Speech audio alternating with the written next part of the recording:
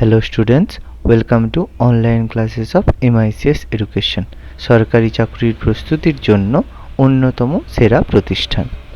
এখানে আপনারা WBCS, railway, PSC, SSC, school service commission, defence এবং অন্যান্য যে কোনো ধরনের রাজ্য সরকারের এবং কেন্দ্রীয় সরকারের চাকরির জন্য প্রস্তুতি নিতে পারেন ইংরেজি এবং বাংলা উভয় মাধ্যমেই। অভিজ্ঞ শিক্ষকের দ্বারা প্রশিক্ষণ দেওয়া হয়।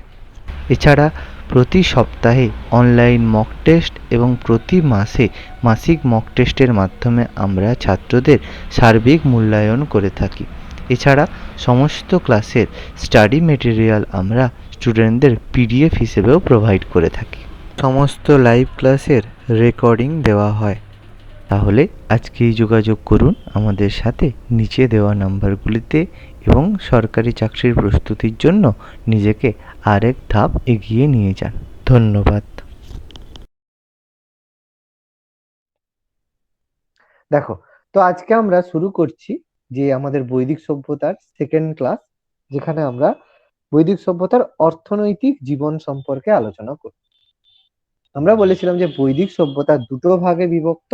একটা আদি বৈদিক সভ্যতা, যেটাকে আমরা ঋগ বৈদিক সভ্যতা বলি, যেটা আমাদের প্রাথমিক আদি বৈদিক সভ্যতা, এবং আরেকটা আমাদের পরবর্তী বৈদিক সভ্যতা।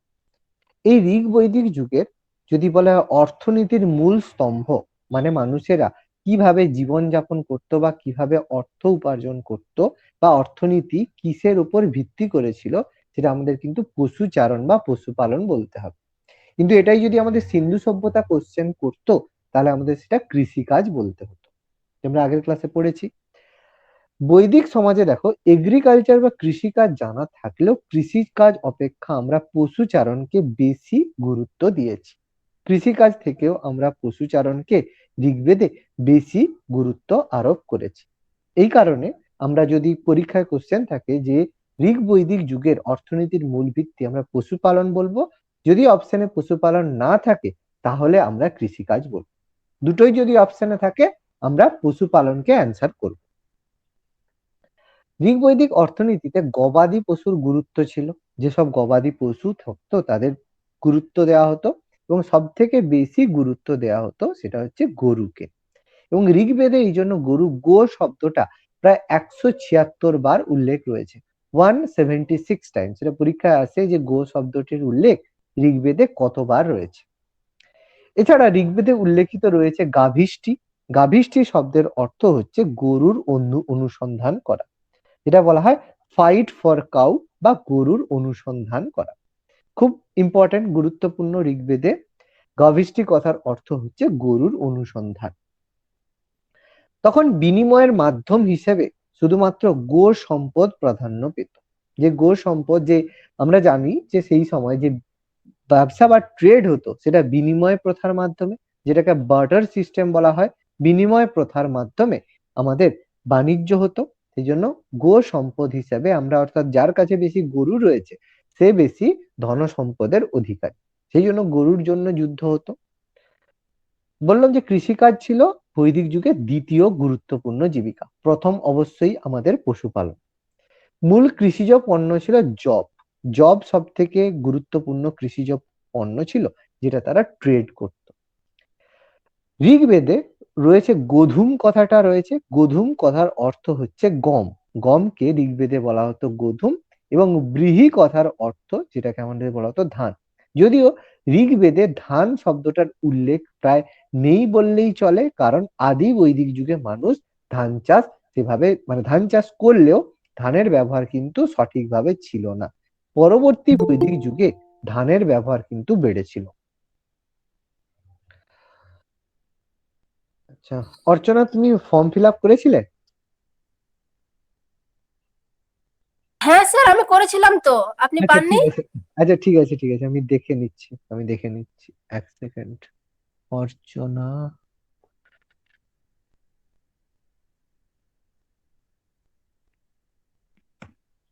অর্চনা দিনটা আছে, ওকে। আচ্ছা 5, এটা অ্যাড হলো না কেন?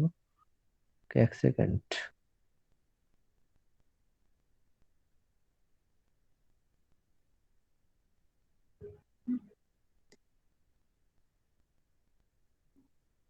ওকে, ঠিক আছে। ওকে, ঋগ্বেদে উল্লেখিত গোধূম শব্দের অর্থ হচ্ছে, বললাম গম, এবং ধান শব্দের অর্থ হচ্ছে ব্রীহি। আর যেসব কৃষক হালধারী কৃষকদের বলা হতো কিনাস, মানে যেসব কৃষকরা হালের মাধ্যমে চাষ করতো তাদের বলা হতো কিনাস। ঋগ বৈদিক যুগের যে মূলত পশুপালক হলেও তারা কি করত, ব্যবসা বাণিজ্যের প্রসার ঘটেনি বলা যায়। তারা কিন্তু কিছু কিছু লোক তারা ব্যবসা বাণিজ্য করত, মূলত তারা পশুপালক হলেও তারা কিন্তু ব্যবসা বাণিজ্য কিছু কিছু লোকেরা করত। এবার এই ব্যবসা বাণিজ্যের সূত্রে কেউ কেউ দূরে যাত্রা করত। দূরে যাত্রা বলতে আমরা বলতে পারি এই যে মিশরের সাথে আমরা পড়েছিলাম বাণিজ্য বা ট্রেড হতো, সেই ট্রেড করার জন্য তারা দূরে যাতায়াত করত এবং তারা বহু সম্পদের অধিকারী ছিল। এদেরকে বলা হতো বণিক। তাহলে এটা মনে রাখবে, যারা অনার্য বণিক ছিল তাদেরকে বলা হতো বণিক। এবং এটাই পরবর্তীকালে আমরা দেখবো আর্য বণিক হবে। আর্য বণিক যারা ছিল, যারা এই যুগে বণিকরা জেনারেলি করতো না, মৌর্য যুগে এসে আর্য বা ধনবান বণিক ছিল, সেটা আমরা তাদের সম্পর্কে পরে আলোচনা করব। এই যুগে বলবো যারা ট্রেড বা বাণিজ্যের সাথে যুক্ত ছিল তাদেরকে আমরা বণিক বলতাম। সেই সময় ট্যাক্স দিতে হতো, কর ছিল, গুরুত্বপূর্ণ একটা কর ছিল, সেটার নাম হচ্ছে বলি। বলি কর দিতে হতো সেই সময়।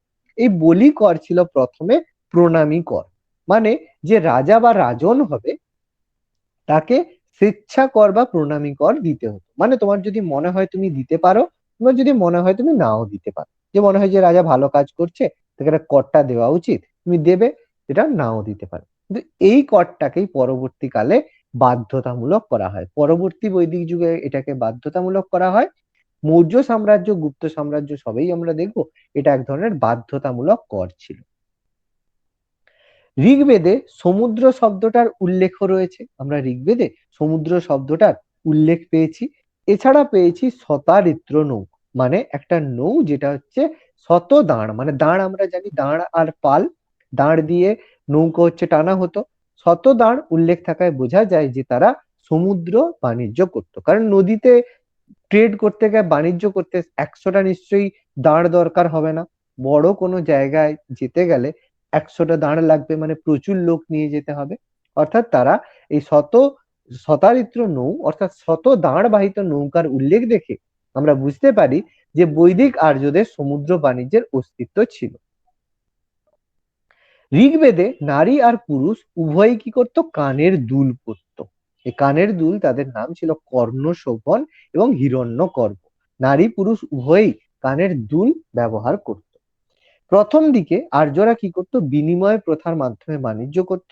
পরে মনা এবং নিষ্ক কিছু স্বর্ণ মুদ্রা এবং কিছু হিরণ্যপিণ্ড এরকম মুদ্রা তারা ব্যবহার করত। কিন্তু এগুলো যে অরিজিনালি মুদ্রা ছিল কিনা সেই নিয়ে ঐতিহাসিকদের মধ্যে মত পার্থক্য রয়েছে। কারণ আমরা সিন্ধু সভ্যতার ক্ষেত্রেও দেখেছিলাম যে কিছু সিলমোহর ছিল, যেগুলো কি হতো সিটাডেল বা যেটা দুর্গে প্রবেশের পরিচয় হিসেবে কাজে লাগতো। সিন্ধু সভ্যতাতেও আমরা পড়েছিলাম। সেরকম এখানেও জেনারেলি ট্রেড করতো তারা বিনিময় প্রথা বা বার্টার সিস্টেমের মাধ্যমে। কিন্তু কিছু কিছু মুদ্রার আমরা উল্লেখ পাই, যেটা হচ্ছে মনা নিষ্ক, যেগুলো সেই সময় ছিল স্বর্ণ মুদ্রা। যদিও এটা নিয়ে মত পার্থক্য রয়েছে আমি বললাম, তবুও আমরা যদি পরীক্ষায় কোশ্চেন আসে যে বৈদিক যুগের স্বর্ণ মুদ্রার নাম কি ছিল, তখন বলবো মনা এবং নিষ্ক। এবার আমাদের ডিসকাস করতে হবে আর্যদের ধর্মীয় জীবন সম্পর্কে, যে ধর্মীয় জীবনে আর্যরা কিভাবে নিযুক্ত ছিল বা তাদের ধর্মীয় জীবন কেমন ছিল সেই সম্পর্কে আমাদের জানতে হবে। Very very important. বৈদিক যুগের ধর্ম ছিল মূলত বেদ নির্ভর, অর্থাৎ বেদে যেই ধর্মের মানে যে দেবতাদের নাম উল্লেখ করা রয়েছে বেদ ভিত্তি করেই ছিল। এই জন্য বেদ নির্ভর ধর্ম হওয়ার জন্য বৈদিক সভ্যতার ধর্মকে আমরা বৈদিক ধর্ম বলবো। আমরা কিন্তু ব্রাহ্মণ্য ধর্ম বলতে পারবো না, বলবো বৈদিক ধর্ম। পরীক্ষায় কোশ্চেন থাকবে বৈদিক যুগের যে ধর্ম ছিল সেটা ব্রাহ্মণ্য ধর্ম, বৈদিক ধর্ম না আমাদের বৌদ্ধ ধর্ম থাকবে। আমাদের অ্যান্সার কিন্তু বৈদিক ধর্ম বলতে হবে, ব্রাহ্মণ্য ধর্ম বলা যাবে না। বৈদিক যুগের মানুষ মূলত বিশ্বাস করত প্রকৃতি পূজা।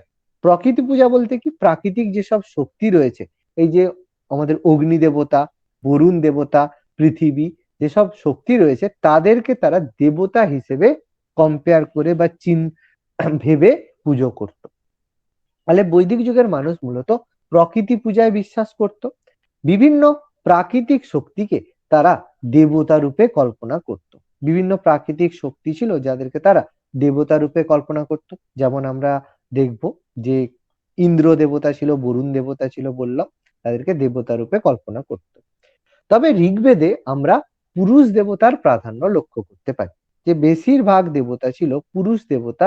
তবে নারী দেবতাও ছিল, কিন্তু প্রায়োরিটি বেসে আমরা দেখব পুরুষ দেবতার সংখ্যা অনেক বেশি ছিল, বা পুরুষ দেবতাকে বেশি প্রাধান্য দেওয়া হয়েছে ঋগ্বেদে। এর মধ্যে স্বর্গের দেবতার মধ্যে সবচেয়ে প্রাচীনতম দেবতা বলা হয় দৌকে, যাকে বলা হয় দেবতাদের পিতা। যে দেবতাদের পিতা হিসেবে বলা হয় দৌ, সেই দৌয়ের থেকে সমস্ত দেবতা অসুরদের সৃষ্টি হয়েছে, সবচেয়ে প্রাচীনতম দেবতা বলা হয়। তবে সর্বশ্রেষ্ঠ দেবতা যাকে আমরা অলরেডি আর্য সভ্যতা যখন আমরা পড়েছিলাম, তোমাদের ওই সিন্ধু সভ্যতা পড়েছিলাম, বলেছিলাম যে আদি বৈদিক যুগে সর্বশ্রেষ্ঠ দেবতা হিসেবে দেবরাজ ইন্দ্রকে বলা হয় দেবরাজ ইন্দ্র, যে ধ্বংস করেছিল আমাদের সিন্ধু সভ্যতা। এই কারণে তাকে আমরা পুরন্দর হিসেবে বলে থাকি, এবং দেবরাজ ইন্দ্র ছিল সেই সময় সর্বশ্রেষ্ঠ দেবতা, এই জন্য দেবরাজ ইন্দ্রকে বলা হতো পুরন্দর। এবং পরীক্ষায় আসে যে ঝড় বৃষ্টির দেবতা কে ছিলেন, এবং তাকে বলা হয় তিনি ছিলেন মূলত ঝড় বৃষ্টির দেবতা। দেবতাদের রাজাও বলা হয়, এবং তার সাথে তাকে বলা হয় ঝড় বৃষ্টির দেবতা। পরীক্ষায় ডাইরেক্ট কোশ্চেন তোলে যে বৈদিক যুগে ঝড় বৃষ্টির দেবতা কে ছিলেন, তখন বলতে হবে দেবরাজ ইন্দ্র। তার উদ্দেশ্যে ঋগ্বেদে প্রায় 250টি স্তোত্র বা হাইমস তাকে ডেডিকেটেড করা হয়েছে। তাকে ঋগ্বেদে প্রায় 250টি স্তোত্র বা হাইমস ডেডিকেট করা হয়েছে। সেই সময় ঋগ্বেদে মাতৃত্বের দেবী ছিল পৃথিবী। মাতৃত্বের দেবী ছিল পৃথিবী, ঝড়ের দেবতা ছিল মরুত, ধ্বংস বা প্রলয়ের দেবতা ছিল রুদ্র। এখানে কিন্তু অপশনে ধ্বংস বা প্রলয়ের দেবতার মধ্যে পরীক্ষায় তোমাদের অপশনে শিব দেওয়া থাকবে, পশুপতি শিব বা শিব দেওয়া থাকবে। শিব অ্যান্সার করলে কিন্তু ভুল হবে, এখানে নেম অফ রুদ্র বলতে হবে। শিবের যে রুদ্র রূপ সেটাকেই বলতে হবে। অপশনে যদি শিব থাকে তাহলে বলা যাবে না, সেটা কিন্তু অ্যান্সার ভুল হয়ে যাবে, আমরা কিন্তু সেটা বলতে পারবো না। স্যার বলো বলো। স্যার বললেন যে ঝড়ের দেবতা ইন্দ্রকে বলা হতো, আবার ঝড় কোথায় বৃষ্টির আবার এখানে ঝড় বৃষ্টি, এটা শুধু ঝড়, আমি জানি তো এটা তুমি বলবে। ঝড়ের দেবতা বললে মরুত, আবার যদি বৃষ্টির দেবতা বলে বরুণ দেবতা। দেখো এই যে বৃষ্টি বা জলের দেবতা যদি বলে তখন আবার বরুণ দেবতা, কিন্তু একসাথে যদি বলে ঝড় বৃষ্টি তখন ইন্দ্র বলতে হবে। বুঝতে পারলো মৌমিতা? হ্যাঁ স্যার। দুটো জিজ্ঞেস করবে, ঝড়ের দেবতা বললে মরুত, বৃষ্টির দেবতা বললে বরুণ, আবার যদি একসাথে বলে ঝড় বৃষ্টি তখন হবে ইন্দ্র। এটাই তো এখানের মজা। এছাড়া দেবীর মধ্যে উল্লেখযোগ্য ছিল দেবী সাবিত্রী। দেবী সাবিত্রী উল্লেখযোগ্য দেবীর মধ্যে ছিল, যিনি ছিলেন মূলত আলোর দেবী, আর যাকে বলা হয় সূর্য মণ্ডলের প্রাণদাত্রী, মানে সূর্যের যে পাওয়ার তার উৎস বা প্রাণদাত্রী বলা হয় দেবী সাবিত্রীকে, যাকে ডেডিকেটেড করা হয়েছে গায়ত্রী মন্ত্র। গায়ত্রী মন্ত্র আমরা জানি, এবং ভূর্ভুবস্সুঃ গায়ত্রী মন্ত্র, এটা ডেডিকেট করা হয়েছে দেবী সাবিত্রীকে, যেটা রচনা করেছিল ঋষি বিশ্বামিত্র। ঋষি বিশ্বামিত্র গায়ত্রী মন্ত্র রচনা করেছিল, যার উল্লেখ রয়েছে ঋগ্বেদের 3য় মণ্ডলে। ঋগ্বেদের 3য় মণ্ডলে এর উল্লেখ করা রয়েছে, যেটা রচনা করেছিল ঋষি বিশ্বামিত্র। এছাড়া স্বর্গ রাজ্যে তথা জলের দেবতা বা পাপ পুণ্যের ধারক, মানে যে পাপ পুণ্যের বিচার করবে, পাপ পুণ্যের ধারক বা নৈতিকতার দেবতা যদি বলা হয়, পাপ পুণ্যের ধারক বা নৈতিকতার দেবতা যদি বলা হয়, সেটা হবে বরুণ দেবতা। পাপ পুণ্যের দেবতা বা নৈতিকতার দেবতা যদি বলা হয়, সেটা হবে বরুণ দেবতা। এছাড়া গাছপালার দেবতা ছিল দেবতা সোম। গাছপালার দেবতা ছিল দেবতা সোম, ছিল গাছপালার দেবতা। ঋগ্বেদের 9ম মণ্ডল বা 9th মণ্ডল তাকে ডেডিকেটেড করা হয়েছে। ঋগ্বেদের 9th মণ্ডল তাকে ডেডিকেটেড করা হয়েছে দেবতা সোমকে। দেবী অদিতি ছিল অসুর এবং দেবতাদের মাতা। বলা হয় এই যে দৌয়ের পত্নী হিসেবে বলা হয় দেবী অদিতিকে, যাকে বলা হয় দেবতা এবং অসুরদের মাতা। এবং নদীর দেবী ছিলেন দেবী সরস্বতী, যেটা সবচেয়ে পবিত্র নদী ছিল সরস্বতী নদী। এই জন্য নদীর দেবতা হিসেবে বলা হয় দেবী সরস্বতীকে।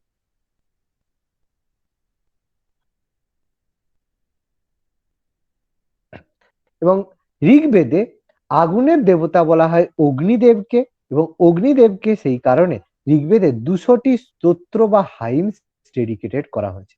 তাহলে আমাদের হচ্ছে ইন্দ্র দেবতাকে 250টা স্তোত্র ডেডিকেটেড করা হয়েছে, অগ্নি দেবতাকে তার থেকে কম 200টি স্তোত্র ডেডিকেটেড করা হয়েছে।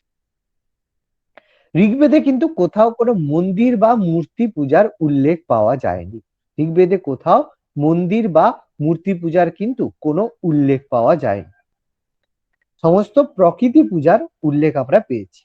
ঋগ্বৈদিক যুগে ধর্মীয় অনুষ্ঠানগুলি ছিল মূলত যজ্ঞ কেন্দ্রিক, মানে সমস্ত কিছু যজ্ঞের মাধ্যমে ধর্মীয় অনুষ্ঠানগুলো করা হতো, এবং সকল প্রকার ধর্মীয় বিধি পালনের দায়িত্ব ছিল পুরোহিত। অর্থাৎ যে পুরোহিত হবে সে কিন্তু সমস্ত রকম ধর্মীয় যে অনুষ্ঠান বা সামাজিক বিধি তারা পালন করত। অগ্নি দেবতাকে দেবতাদের পুরোহিত হিসেবে গণ্য করা হতো, অগ্নি দেবতাকে বলা হতো দেবতাদের পুরোহিত। সেই কারণে দেবতা কোনো কিছু আমরা যখন মানে করি, যজ্ঞ করি, তখন আগুনে ঘৃতাহুতি দেওয়ার প্রচলন ছিল, এখনো আমাদের রয়েছে।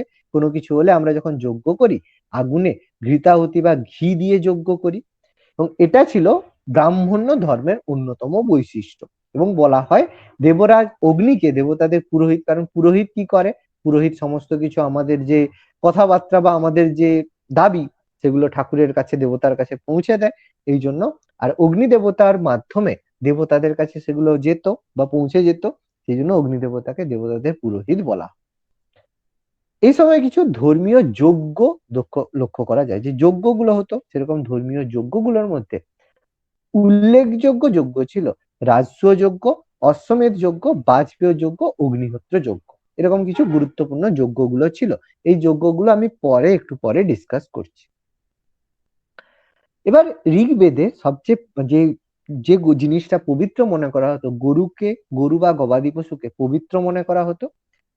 ঋগ্বেদে এই কারণে গো শব্দটা রয়েছে 176 বার। আমি অলরেডি কথাটা বলেছি যে গো শব্দটা 176 বার উল্লেখ রয়েছে, সেখানে কৃষি বিষয়ক শব্দ রয়েছে মাত্র 21টি। ঋগ্বেদে গো শব্দের সমার্থক অর্থ হচ্ছে রই। গো শব্দের সমার্থক অর্থ হচ্ছে রই বা ধন। ঋগ্বেদে আমরা একটা টার্ম পাই, সেটা হচ্ছে গোত্র। ঋগ্বেদে গোত্র শব্দটার উল্লেখ রয়েছে, যার অর্থ ছিল গোষ্ঠীর গবাদি সংরক্ষণ, যে গোষ্ঠীর গবাদি সম্পদ সংরক্ষিত থাকে সেই অনুযায়ী গোত্র। মানে আদি বৈদিক যুগে কি হতো, আমি বলেছিলাম যে তারা এজ এ ট্রাইব বা গোত্র হিসেবে বসবাস করত। সেই গোত্রের মধ্যে সে ট্রাইব হিসেবে বসবাস করতো, এবার যার কাছে যত বেশি গবাদি পশু বা গরু থাকতো সে সবচেয়ে বেশি ধনবান হতো। সেখান থেকে কিন্তু প্রথমে গোত্র কথাটা এসেছে। পরবর্তীকালে এটা বর্ণ এবং জাতির উপবিভাগ হয়ে যায়, মানে পরবর্তীকালে এটা বর্ণ হিসেবে হয়ে যায়। কেন হলো, দেখো আদি বৈদিক যুগে আমি তোমাদের বলেছিলাম যে রাজা ছিল বা রাজন ছিল তারা কিন্তু কন্ট্রোল হতো কার দ্বারা, পুরোহিতদের দ্বারা প্রভাবিত বা কন্ট্রোল হতো। এবং পুরোহিতদের কি করা হতো, দান করা হতো, গবাদি পশু বা গরু দান করা হতো। ফলে ধীরে ধীরে সমস্ত গবাদি পশু পুরোহিতদের হাতে চলে গেল, যেটা আমাদের পরবর্তী বৈদিক যুগে হলো। পুরোহিতদের হাতে যখন এই গবাদি পশু বা সম্পদ চলে গেল, তখন পরবর্তী বৈদিক যুগে পাওয়ারফুল হয়ে গেল পুরোহিতরা, এবং তারা কি করলো সেটাকে বর্ণের ভিত্তিতে করে দিল। অর্থাৎ বলল যে ওই পুরোহিতের মানে সংগঠন জয়েন করবে সে হবে সেই পুরোহিতের নামে। সেই জন্য ঋষি কাশ্যপ গোত্র, মধুকুল গোত্র, শাণ্ডিল্য গোত্র, এরকম যে গোত্রগুলোর নাম হয় এগুলো কিন্তু পরবর্তীকালে হয়েছে। এগুলো বিভিন্ন মুনি ঋষির নাম অনুসারে হয়েছে। যেসব ঋষি বা পুরোহিতরা পরবর্তী বৈদিক যুগে সবচেয়ে বেশি পাওয়ারফুল হয়েছিল তাদের নাম অনুসারে বর্তমানে আমাদের গোত্রগুলো হয়েছে। কিন্তু প্রথমের দিকে গোত্রগুলো ছিল গবাদি পশুর সংরক্ষণ অনুযায়ী, মানে যার কাছে যে বেশি গবাদি পশু রয়েছে। গোত্র কনসেপ্টটা ঋগ্বেদে থাকলেও সবচেয়ে বেশি পপুলার হয়েছিল অথর্ব বেদে এসে। ঋগ্বেদে কন্যা সন্তানকে বলতো দুহিতা, মানে যাকে হচ্ছে দোহন করা যায় বা দুহিতা, যেটাকে ফার্টাইল এই সেন্সে বলা হতো, যে যার কাছ থেকে হচ্ছে পাওয়া যায়, তো দুহিতা বলা হতো কন্যা সন্তানকে। আরেকটা কথা ছিল যেটা হচ্ছে গবিষ্টি। গবিষ্টি কথার অর্থ হচ্ছে অর্থ পাওয়ার বাসনা। মানে সেই সময় তো অর্থ বা টাকা ছিল না, যার কাছে বেশি গরু থাকবে সে বেশি সম্পদের মালিক হবে।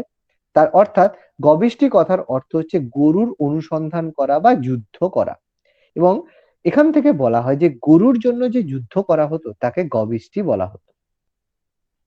এছাড়া গোমাত বা গোমদ বলা হতো সেই ব্যক্তিকে যার কাছে বেশি সংখ্যক গোধন থাকতো, অর্থাৎ যার কাছে বেশি সংখ্যক গরু থাকতো সে ছিল গোধনের অধিকারী, অর্থাৎ সে বেশি বড়লোক হয়েছিল। ঋগ্বেদে গরুকে হত্যা করা যেত না, এই জন্য তাকে বলা হতো অঘ্ন।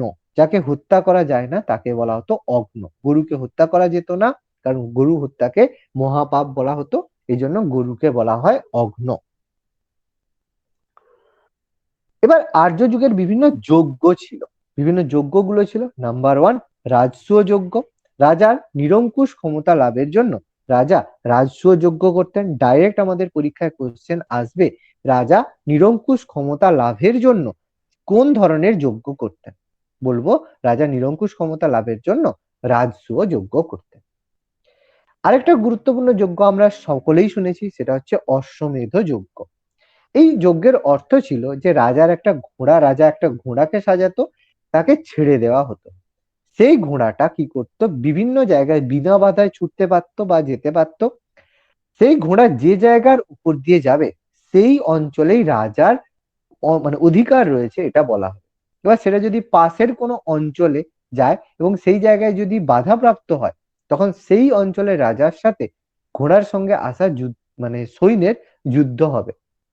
যদি সেই সৈন্য পরাজিত হয় তখন রাজা নিজে আরো সৈন্য পাঠাবে।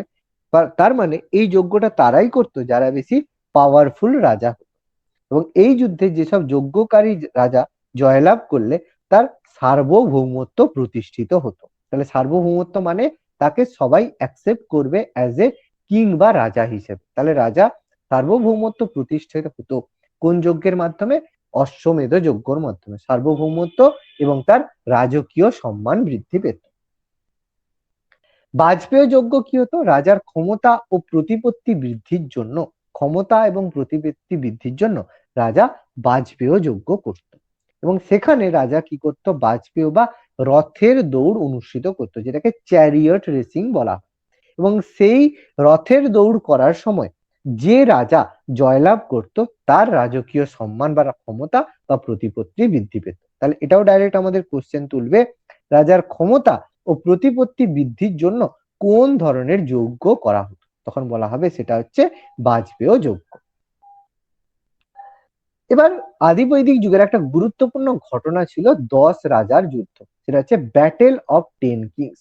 10 রাজার যুদ্ধ ছিল সেই যুগের একটা গুরুত্বপূর্ণ ঐতিহাসিক ঘটনা, ব্যাটেল অফ 10 কিংস, 10 রাজার যুদ্ধ। এটা ছিল ঋগ বৈদিক যুগের একটা গুরুত্বপূর্ণ ঘটনা। এই ঘটনার বর্ণনা রয়েছে ঋগ্বেদের সপ্তম মণ্ডল বা 7th মণ্ডলে। এর ঘটনা উল্লেখ রয়েছে ঋগ্বেদের সপ্তম মণ্ডল বা 7th মণ্ডলে, এই ঘটনার উল্লেখ রয়েছে।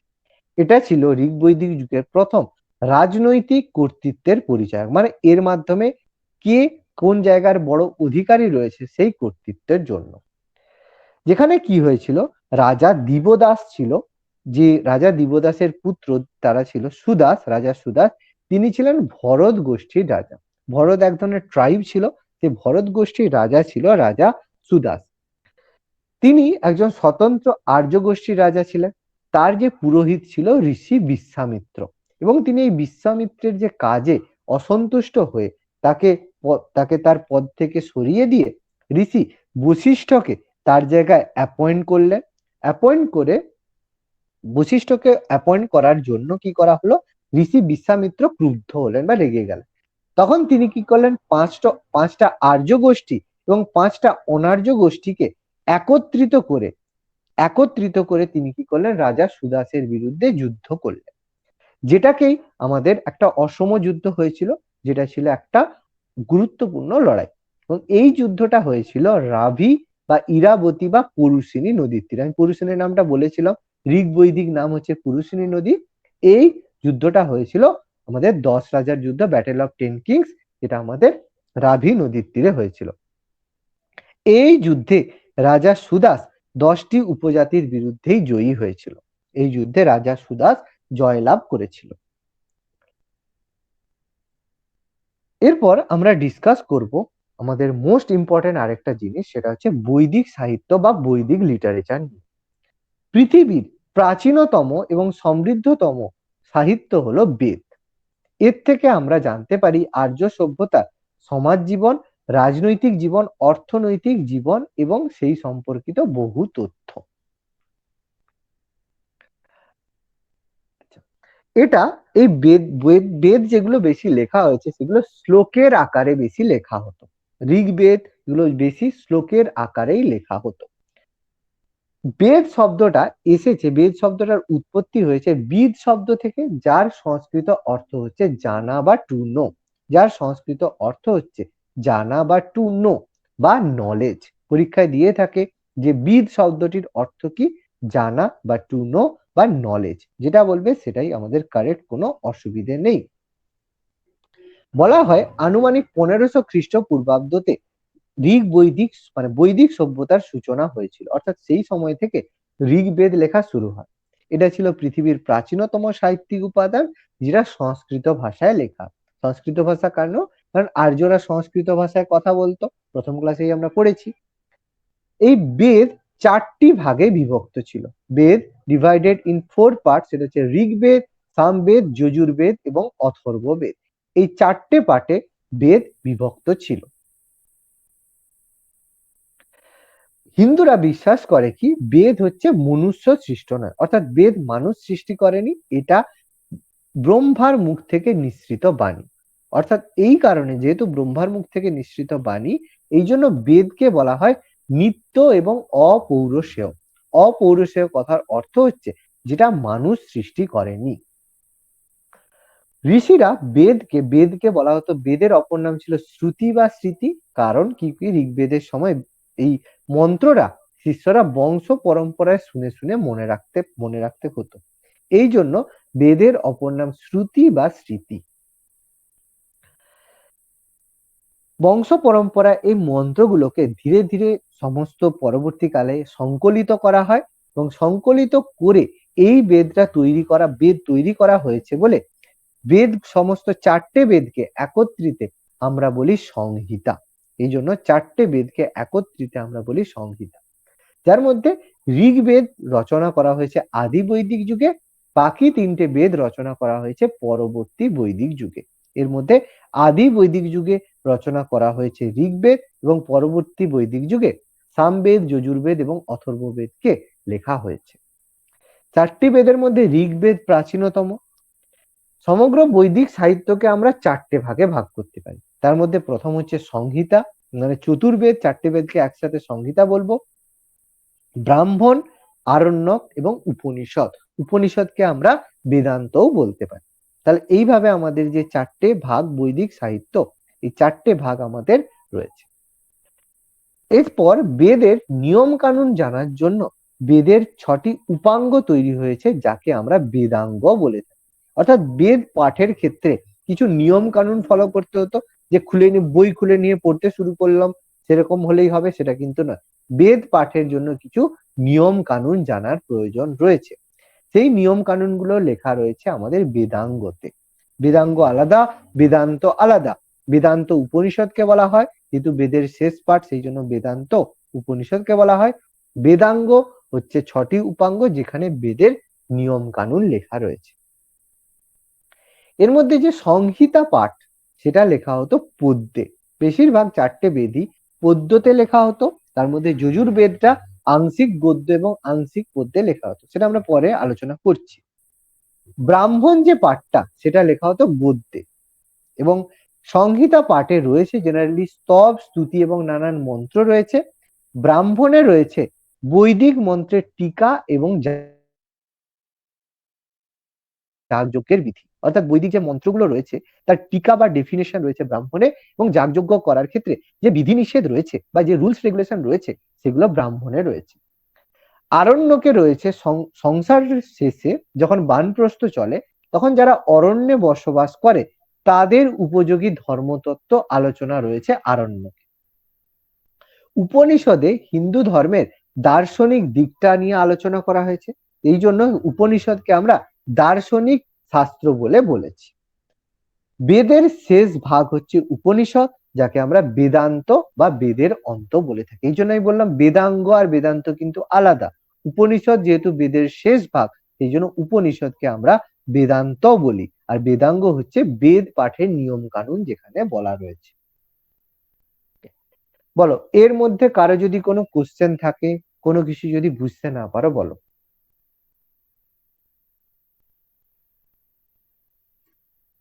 সবাই বুঝতে পেরেছো? কোনো ডাউট?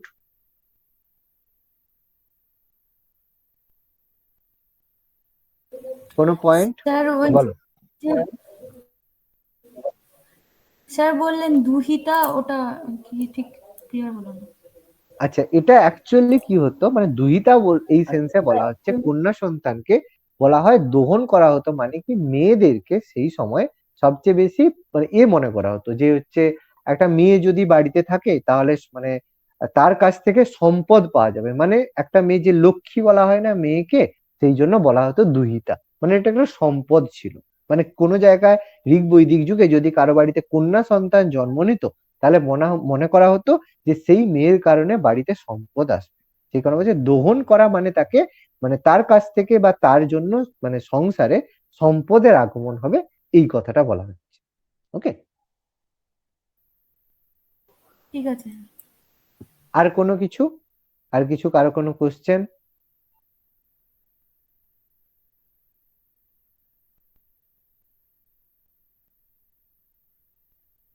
বলো, কারো কোনো কোশ্চেন থাকলে বলো। ওকে, এবার আমরা যাচ্ছি চারটে ঋগ্বেদের মধ্যে প্রথমে সংহিতা পাঠে যাচ্ছি। সংহিতা চার ভাগে বিভক্ত, যার মধ্যে প্রথম হচ্ছে ঋগ্বেদ, সামবেদ, যজুর্বেদ এবং অথর্ববেদ। এই চারটে পাঠে আমাদের বিভক্ত আমাদের হচ্ছে সংহিতা পাঠ। তার মধ্যে ঋগ্বেদে আলোচনা করা হয়েছে আর্যদের সমাজ জীবন সম্পর্কে, অর্থাৎ আর্যরা সমাজে কিভাবে বসবাস করত সেই সম্পর্কে আলোচনা করা রয়েছে ঋগ্বেদে। সামবেদে আলোচনা করা হয়েছে দেবতাদের উদ্দেশ্যে নিবেদিত স্তুতি গান বা সামগান। সামবেদে লেখা রয়েছে দেবতাদের উদ্দেশ্যে যেসব স্তুতি গান বা সামগান রয়েছে সেগুলো লেখা রয়েছে। যজুর্বেদে লেখা রয়েছে আমাদের যাগযজ্ঞ বা মন্ত্রাদির নিয়ম কানুন, অর্থাৎ যেসব মন্ত্রগুলো রয়েছে তার কোনো মন্ত্র পাঠ করতে গেলে কি কি নিয়ম কানুন ফলো করতে হবে সেটা যজুর্বেদে রয়েছে। অথর্ববেদে রয়েছে চিকিৎসা শাস্ত্র, আয়ুর্বেদ বিজ্ঞান এবং ঐন্দ্রজালিক বিষয়, মানে ঐন্দ্রজাল বলতে যে কালা জাদু, বশীকরণ, এগুলোকে বলা হয় ঐন্দ্রজালিক বিষয়, মানে ভূত টুত এই ব্যাপার আর কি। তো এছাড়া বশীকরণ, যে আমরা এগুলো জানি, তো এগুলো আমাদের অথর্ববেদে রয়েছে। এছাড়া বেদের সাহায্যকারী শাখা গ্রন্থ, যে বেদকে ভালোভাবে এক্সপ্লেন করার জন্য কিছু বুকস রয়েছে, সেগুলো হচ্ছে ব্রাহ্মণ, আরণ্যক এবং উপনিষদ। এরা প্রত্যেকে কিন্তু স্বতন্ত্রভাবে এক একটা বই, কিন্তু এরা কি করে হেল্প করে বা এরা কি করে এক্সপ্লেন করে বেদকে, এই জন্য এরা স্বতন্ত্র হলেও বেদের অ্যাজ এ পার্ট হিসেবে আমরা বলতে পারি। এর মধ্যে অথর্ব বেদের কোনো আরণ্যক শাখা নেই, বাকি সমস্ত বেদের আরণ্যক শাখা আছে, মানে সংহিতা, ব্রাহ্মণ, আরণ্যক, উপনিষদ এই চারটে সব বেদেই আছে, শুধু অথর্ব বেদের কোনো আরণ্যক শাখা নেই। চতুর্বেদের মধ্যে ঋগ্বেদকে বলা হয় আদি বৈদিক সাহিত্য, কারণ এটা আদি বৈদিক যুগে লেখা হয়েছে। আর অপরদিকে সামবেদ, যজুর্বেদ এবং অথর্ববেদকে পরবর্তী বৈদিক সাহিত্য বলা হয়, কারণ অথর্ববেদ পরবর্তী বৈদিক যুগে লেখা হয়েছে। এবার আমরা ঋগ্বেদ সম্পর্কে কিছু আলোচনা করব। ঋগ্বেদ হচ্ছে পৃথিবীর প্রাচীনতম বেদ বা প্রাচীনতম সাহিত্য। পৃথিবীর প্রাচীনতম সাহিত্য হচ্ছে আমাদের ঋগ্বেদ, যেটা বলা হয় সরস্বতী নদীর তীরে লেখা হয়েছিল। সরস্বতী নদীর তীরে লেখা বলতে, যেহেতু সরস্বতী নদীকে সবচেয়ে পবিত্র মনে করা হতো, এই জন্য যখন মুনি ঋষিরা কোনো জায়গায় বসে বেদ চর্চা করতেন বা শিক্ষা দিতেন তখন সরস্বতী নদীর তীরে বসেই বেশিরভাগ বেদ চর্চাগুলো করা হতো, এই জন্য বলা হয় যে ঋগ্বেদ সরস্বতী নদীর তীরে লেখা হয়েছে। ঋগ্বেদে রয়েছে প্রায় 1028টি ঋক বা সূক্ত বা যেটাকে আমরা হাইমস বলতে পারি, যেগুলোকে আমরা মন্ত্র বা হাইম সূক্ত বলতে পারি, এগুলো ঋগ্বেদে 1028টি রয়েছে। স্তবক রয়েছে 10,600টি। ঋগ্বেদের যেসব পুরোহিত হতো তাদেরকে বলা হতো ঋত্বিক, হোতা বা হোত্রী। ঋগ্বেদের পুরোহিতদের বলা হতো ঋত্বিক, হোতা বা হোত্রী বলা হতো। ঋগ্বেদ 10টি মণ্ডলে বিভক্ত ছিল। ঋগ্বেদ ডিভাইডেড ইন 10th মণ্ডল। এর মধ্যে প্রথম এবং যে দশম মণ্ডলটা ছিল সেটা সবার শেষে লেখা হয়েছে। এর মধ্যে প্রথম এবং দশম মণ্ডল যেটা রয়েছে সেটা সবার শেষে লেখা রয়েছে। ঋগ্বেদ হচ্ছে কতগুলি ছন্দবদ্ধ ঋক বা সূত্র, মানে কতগুলো ছন্দকে একসাথে নিয়ে ঋগ্বেদ লেখা রয়েছে। এই কারণে ঋগ্বেদের অপর নাম হচ্ছে ঋক সংহিতা। এই জন্য ঋগ্বেদকে বলা হয় ঋক সংহিতা, কারণ সংকলন করে লেখা হয়েছে, সেই জন্য সংহিতা। এগুলো বংশ পরম্পরায় এই সূক্তগুলো শ্রুতি অবস্থায় থাকার পরে বিভিন্ন ঋষি, মহর্ষি কাণ্য, ব্যাসদেব, হোত্রী, অগ্নিরস, ভরদ্বাজ, বশিষ্ঠ, বিশ্বামিত্র প্রভৃত যে ঋষিরা রয়েছে তারা এই বইগুলোকে সংকলন করেছিল। এছাড়া ঋষিরা ছাড়াও কিছু মহিলা ঋষি রয়েছে যারা এই রকম মানে ঋগ্বেদ লেখার সাথে যুক্ত ছিলেন। তার মধ্যে এই অপল্লা, ঘোষা, বিশ্ববারা, লোপামুদ্রা, ইন্দ্রাণী, সূর্যা এরা প্রত্যেকেই ঋগ্বেদ রচনার সাথে যুক্ত। কিছু কিছু ছিল ব্রহ্মবাদিনী বা মহিলা ঋষিকা। আগের দিন ব্রহ্মবাদিনী কি আমি ডিসকাস করেছি। ঋগ্বেদের দশম মণ্ডলে পুরুষ সূক্ত রয়েছে, যেখানে আমাদের বর্ণভেদ প্রথার উল্লেখ করা হয়েছে। এখানে বর্ণের ভিত্তিতে ভাগ করা হয়েছে, ব্রাহ্মণ, ক্ষত্রিয়, বৈশ্য, শূদ্র, এই বর্ণভেদ প্রথা ভাগ করা হয়েছে। ঋগ বৈদিক যুগে কিন্তু বর্ণ ব্যবস্থা বংশানুক্রমিক ছিল না, মানে ব্রাহ্মণের পুত্র যে ব্রাহ্মণ হবে, ক্ষত্রিয়ের পুত্র যে ক্ষত্রিয় হবে সেটা কিন্তু হতো না। কি হতো, যে পুজো করতে পারবে সেই ব্রাহ্মণ, যে যুদ্ধ করতে পারবে সেই ক্ষত্রিয়, যে ব্যবসা বাণিজ্য করবে সেই বৈশ্য। অর্থাৎ এটা বংশানুক্রমিক ছিল না। কিন্তু পরবর্তী আদি বৈদিক যুগের শেষের দিকে এটাকে বর্ণ ব্যবস্থাকে জাতি ব্যবস্থা, জাতিগতভাবে পার্থক্য করা হয়।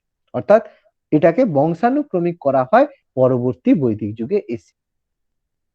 আদি বৈদিক যুগের শেষের এসে আমাদের চতুরাশ্রম প্রথার উদ্ভব হয়। এই চতুরাশ্রম প্রথাগুলো কি কি? ব্রহ্মচর্য, গার্হস্থ্য, বানপ্রস্থ ও সন্ন্যাস।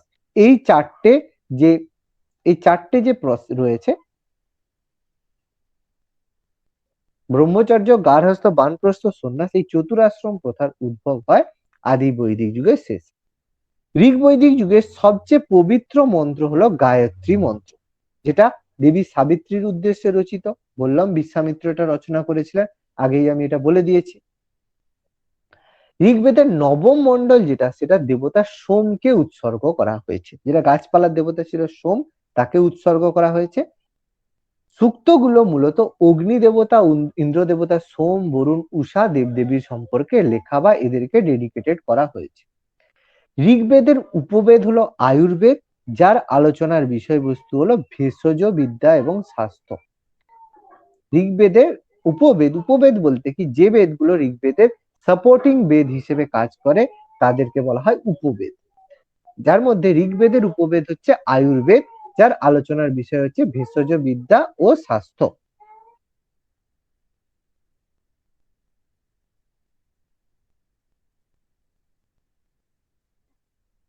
এবার দেখো নেক্সট বেদ, সেটা হচ্ছে আমাদের সামবেদ। সামবেদ হচ্ছে ভারতের প্রাচীনতম সঙ্গীত বিষয়ক রচনা, যেখানে মিউজিক নিয়ে আলোচনা করা হয়েছে। সামন শব্দ থেকে সামবেদের উৎপত্তি। সাম শব্দটির মূল অর্থ হচ্ছে গান বা সিং। এই বেদের বিষয়বস্তু হলো সঙ্গীত, যাতে মোট 1603টি স্তবক রয়েছে। সামবেদ হলো দেবতাদের উদ্দেশ্যে নিবেদিত স্তুতি গানের সমাহার। সামবেদের উপবেদ হলো গান্ধর্ব বেদ, যার আলোচ্য বিষয় হলো সঙ্গীত। এই বেদ সোম দেবতাকে উৎসর্গ করা হয়েছে। সামবেদে মোট 8টি ব্রাহ্মণ রয়েছে, যার মধ্যে উল্লেখযোগ্য হচ্ছে জৈমিনীয় ব্রাহ্মণ।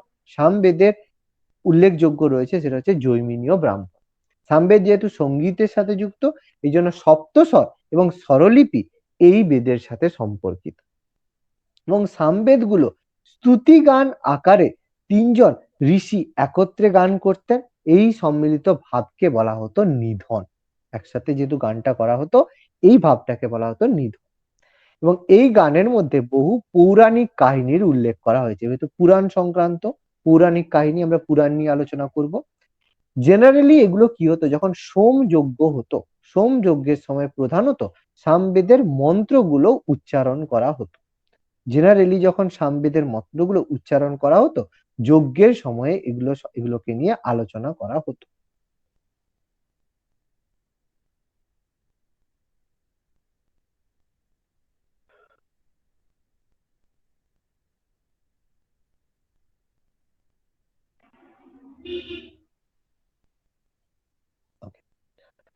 এবার দেখো নেক্সট বেদ হচ্ছে আমাদের যজুর্বেদ, যেটা গদ্য জাতীয় মন্ত্র একসাথে সমাহার ছিল আমাদের যজুর্বেদ। এখানে আলোচনা করা হতো যজ্ঞবেদ, মানে এই যজুর্বেদে আমাদের সেই সময়ে শ্রম বিভাজন সম্পর্কে ইঙ্গিত পাওয়া যায়। মানে আমাদের যে সমাজে ব্রাহ্মণ, ক্ষত্রিয়, বৈশ্য, শূদ্র তারা যেভাবে কাজ করত, তার শ্রম বিভাজনের ইঙ্গিত রয়েছে আমাদের যজুর্বেদে। এই যজুর্বেদের উপবেদ হচ্ছে ধনুর্বেদ, যার আলোচনা এই যজুর্বেদ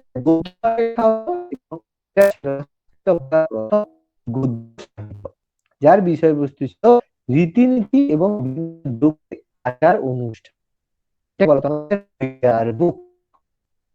এই যজুর্বেদ দুটো বিভক্ত, একটা শুক্ল যজুর্বেদ, একটা কৃষ্ণ যজুর্বেদ। দুভাগে শুক্ল যজুর্বেদ, হচ্ছে যজুর্বেদ।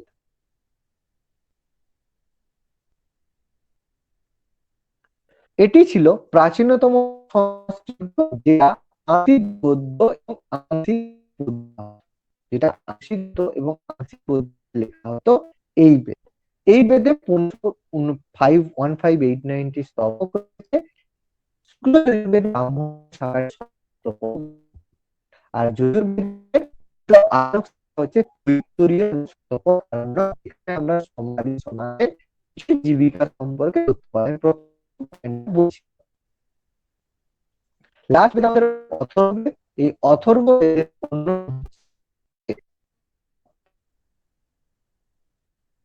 অথর্ববেদের আদি নাম অর্থগিরস, অর্থবন এটা সংকলন করেছিল, এই জন্য অথর্ববেদ। একমাত্র এই বেদ অনার্যদের দ্বারা লেখা হয়েছে, অনার্যদের দ্বারা। দীর্ঘকাল অথর্ববেদকে বৈদিক সাহিত্য থেকে বঞ্চিত করা হয়েছিল। পরবর্তীকালে এটাকে বৈদিক সাহিত্যে ইনক্লুড করা। এতে রয়েছে মন্ত্রতন্ত্র, জাদুবিদ্যা, এইসব দেখা যায়। অথর্ববেদ 20টি মণ্ডলে বিভক্ত। অথর্ববেদের কোনো আরণ্যক শাখা নেই। গোত্র শব্দটার উল্লেখ অথর্ববেদে রয়েছে, কারণ বলেছিলাম গোত্র শব্দের উল্লেখ প্রথম পাওয়া যায় ঋগ্বেদে, কিন্তু সবচেয়ে বেশি পাওয়া যায় অথর্ববেদে গোত্র শব্দটি। সভা সমিতি, এটা একটা টার্ম রয়েছে। সভা সমিতি ছিল প্রজাপতি ব্রহ্মার দুটি কন্যা, এই টার্মটা উল্লেখ করা হয়েছে অথর্ববেদে। সভা সমিতি, প্রজাপতি ব্রহ্মার দুটো কন্যা, এরকম এক্সপ্লেন করা হয়েছে অথর্ববেদে। সতী কথাটা আমরা জানি, সতী কথাটার উল্লেখ রয়েছে অথর্ববেদে। অথর্ববেদের উপবেদ হচ্ছে শিল্পবেদ, যার আলোচ্য বিষয় হচ্ছে স্থাপত্য এবং ভাস্কর্য। ব্রাহ্মণ সাহিত্য হলো পরবর্তী বৈদিক সাহিত্যের একটা প্রথম নিদর্শন, যেখানে গৃহীদের ক্রিয়াকাণ্ডের জন্য প্রতিটি বেদে ব্রাহ্মণ শাখা লেখা হয়েছে। এবং ব্রাহ্মণ সাধারণত গদ্যে লেখা হয়েছে। ব্রাহ্মণ গ্রন্থের উদ্দেশ্য হলো যে বেদের জটিল বেদকে সহজভাবে ব্যাখ্যা করা। ঋগ্বেদের দুটো ব্রাহ্মণ হলো কৈশিটাকি ব্রাহ্মণ এবং ঐত্তেরীয় ব্রাহ্মণ। ঋগ্বেদের দুটো ব্রাহ্মণ পাঠ হচ্ছে কৈশিটাকি এবং ঐত্তেরীয় ব্রাহ্মণ। মোট 17টি ব্রাহ্মণ গ্রন্থের আমরা হদিস পেয়েছি। তার মধ্যে শতপথ ব্রাহ্মণ হলো বৃহত্তম ব্রাহ্মণ গ্রন্থ। শতপথ ব্রাহ্মণ সবচেয়ে বৃহত্তম ব্রাহ্মণ গ্রন্থ। নারী এবং শূদ্রকে দাঁড় কাকে, একটা হচ্ছে এইভাবে শতপথ ব্রাহ্মণের নারীকে মানে অপমান করা হয়েছে, শূদ্র, কুকুর এবং দাঁড় কাকের সঙ্গে একই ক্যাটাগরিতে ব্রাহ্মণে রাখা হয়েছে। এই জন্য শতপথ ব্রাহ্মণটাকে অনেক জায়গায় অ্যাকসেপ্ট করা হয় না। আরণ্যকে রয়েছে কি, আরণ্যকে যে বিষয়বস্তু রয়েছে সেটা হচ্ছে কি, বৈদিক যুগে বানপ্রস্থ অবলম্বনকারী, যারা হচ্ছে বানপ্রস্থ অবলম্বন করত, তাদের বিভিন্ন বিষয়ে জ্ঞান বা তারা অরণ্যে বসবাস করে যে জ্ঞান আহরণ করবে সেই সম্পর্কে লেখা রয়েছে ব্রাহ্মণ। অথর্ব বেদ ছাড়া আর 3টে বেদে আরণ্যক শাখা রয়েছে। এক সেকেন্ড।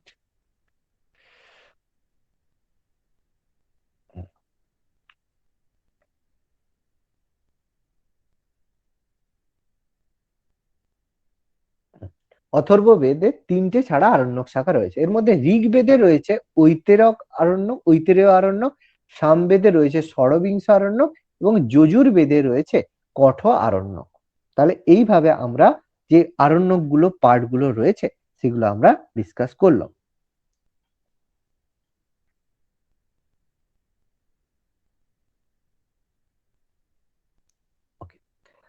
এবার আমাদের আলোচনার বিষয় সেটা হচ্ছে উপনিষদ। বৈদিক সাহিত্যের একদম শেষ পাঠে রয়েছে আমাদের উপনিষদ, যেখানে প্রতিটি বেদের দার্শনিক ব্যাখ্যা আলোচনা করা হয়েছে। প্রতিটি বেদের দার্শনিক ব্যাখ্যা আলোচনা করা রয়েছে উপনিষদে। উপনিষদ হচ্ছে বেদের শেষ ভাগ, এই জন্য একে আমরা বলি বেদান্ত। উপনিষদ রয়েছে বেদের শেষ ভাগ, এই জন্য এটাকে আমরা বলি বেদান্ত। মোট 108টি উপনিষদ রয়েছে, যার মধ্যে 12টা গুরুত্বপূর্ণ উপনিষদ রয়েছে। যার মধ্যে বৃহত্তম উপনিষদ হচ্ছে মুন্ডক উপনিষদ। সেই মুন্ডক উপনিষদে রয়েছে গুরুত্বপূর্ণ একটা টার্ম সত্যমেব জয়তে।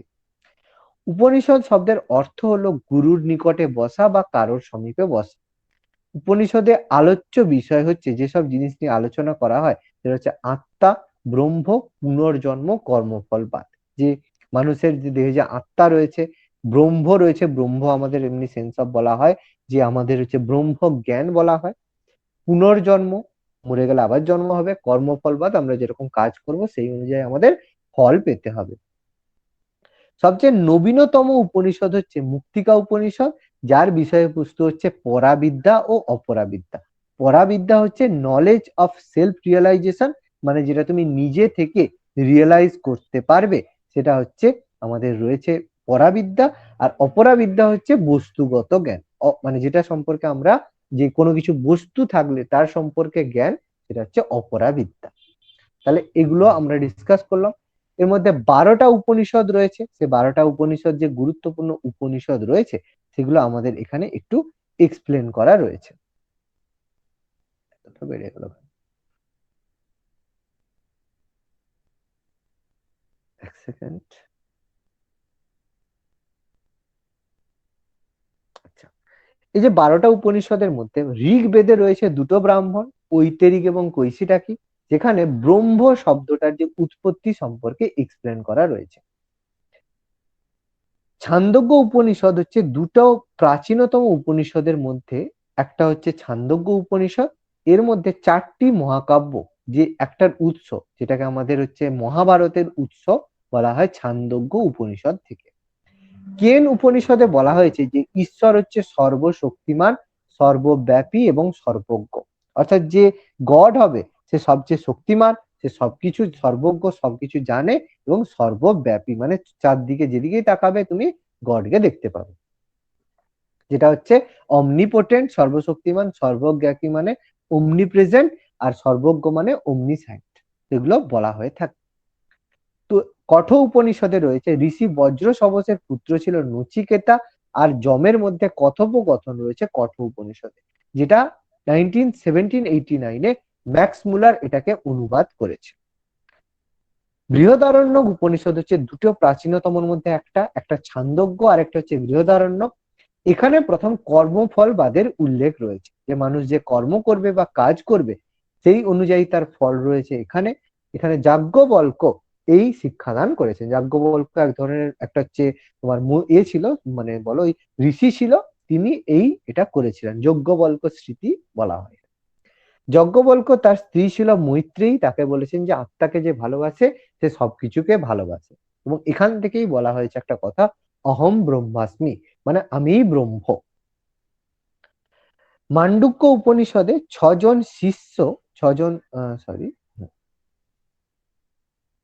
শিষ্যের আধ্যাত্মিক প্রশ্ন সম্পর্কে বলা হয়েছে এখানে, যে 6জন শিষ্য তার গুরুকে যে প্রশ্ন করেছিল, পিপ্পলাদি মুনিকে যে প্রশ্ন করেছিল আধ্যাত্মিক বিষয় সম্পর্কে, তার উল্লেখ রয়েছে প্রশ্ন উপনিষদে।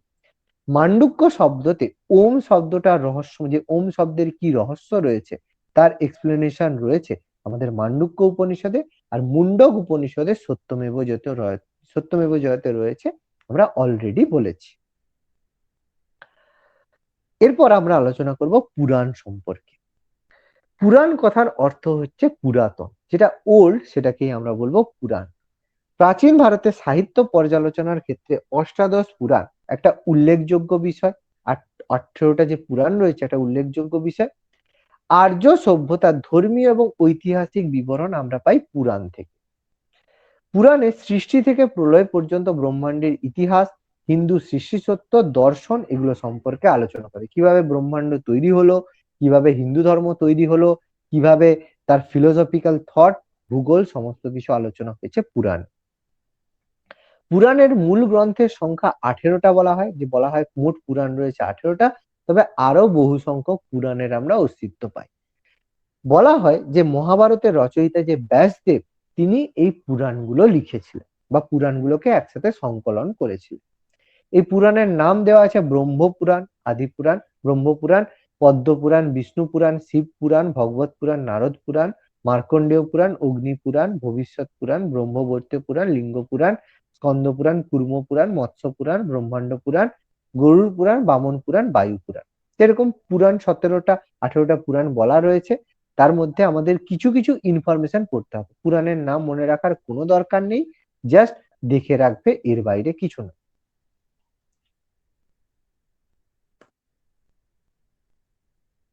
এক সেকেন্ড। পুরাণরা বলেন যে এর মধ্যে এই যে বিষ্ণু পুরাণ, বায়ু পুরাণ, অগ্নি পুরাণ, কুর্ম পুরাণ, মৎস্য পুরাণ আর ভাগবত পুরাণ যেগুলো গুরুত্বপূর্ণ পুরাণ ছিল, এগুলো বেশিরভাগই গুপ্ত যুগে রচনা করা হয়েছে। গুপ্ত এম্পায়ারে এসে এই বেশিরভাগ পুরাণ লেখা হয়েছে। এই পুরাণগুলোর মধ্যে সবচেয়ে প্রাচীনতম পুরাণ হচ্ছে মৎস্য পুরাণ। সবচেয়ে প্রাচীনতম পুরাণ হচ্ছে মৎস্য পুরাণ। এই পুরাণ অনুসারে মোট 5টি রয়েছে, পঞ্চলক্ষণ বলা হয় পুরাণের বিষয়। তার মধ্যে স্বর্গ, যেখানে ব্রহ্মাণ্ডের সৃষ্টি কাহিনী লেখা রয়েছে। প্রতিসর্গ বলা হয়েছে প্রলয়ের পরে, পরবর্তীকালে মূলত প্রলয়ের পরে আবার যখন তৈরি হবে আমাদের সংসার কিভাবে হবে। বংশ, যেখানে দেবতা ঋষিদের বংশ বৃত্তান্ত আছে। মন্বন্তর, যেখানে মানব জাতির সৃষ্টি এভাবে কিভাবে মানুষ তৈরি হলো সেটা বলা আছে। বংশানুচরিতম, যেখানে বিভিন্ন রাজবংশের ইতিহাস লেখা হয়েছে। এর মধ্যে অগ্নি পুরাণ ছিল খুব ভাইটাল একটা পুরাণ, যেখান থেকে আমরা আমাদের বিশ্বকোষ মানে আমাদের যে ওয়ার্ল্ডের বিভিন্ন তথ্য পেয়ে থাকি, বিশেষ তথ্য পেয়ে থাকি। এটাকে পৌরাণিক এবং সাহিত্যিক কোষ গ্রন্থ বলা হয়। বলা হয় যে ঋষি বশিষ্ঠের অনুরোধে অগ্নি পুরাণ স্বয়ং অগ্নি দেবতা রচনা করেছিলেন। ঋষি বশিষ্ঠের অনুরোধে বলা হয় অগ্নি দেবতা লিখেছে। এই পুরাণে বিষ্ণুর অবতারের বর্ণনা, সৃষ্টি তত্ত্ব এইসব সম্পর্কে আলোচনা করা রয়েছে। খুব ইম্পর্টেন্ট, ঋষি মার্কণ্ডেয়, যিনি শিবের একজন বড় ভক্ত ছিলেন, ঋষি মার্কণ্ডেয়, তিনি পুরাণে ভারতকে জম্বু দ্বীপ বলে আখ্যা করেছেন। ভারতকে জম্বু দ্বীপ বলে আখ্যা করেছেন ঋষি মার্কণ্ডেয়। বিষ্ণু পুরাণে ভারতের ভৌগোলিক বিবরণ দেওয়া আছে। সমস্ত পুরাণের মধ্যে সবচেয়ে বেশি পপুলার বা ফেমাস হচ্ছে আমাদের ভগবত পুরাণ, যেখানে ভগবান শ্রীকৃষ্ণের জীবন কাহিনী বর্ণনা করা হয়েছে। এবং এর উদ্দেশ্য ছিল বিষ্ণুর দশাবতারের কাহিনী, দশম স্কন্ধর বৃহত্তম গ্রন্থ, যেখানে এগুলো 10টি স্কন্ধতে বিভক্ত মানে পাঠে বিভক্ত, যেখানে কৃষ্ণের লীলা বর্ণনা করা হয়েছে। রাধার সাথে যে মানে লীলা সেগুলো বর্ণনা রয়েছে। ব্রহ্মপুরাণ বা আদি পুরাণে আমরা ব্রহ্মাণ্ডের উৎপত্তি সম্পর্কে পাই। সবচেয়ে বৃহত্তম পুরাণ হচ্ছে স্কন্দ পুরাণ।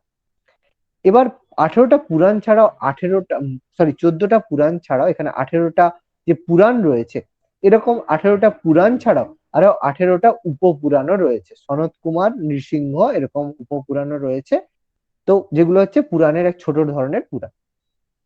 এর মধ্যে ছান্দোগ্য উপনিষদে পুরাণের প্রাচীন উল্লেখ পাওয়া যায়।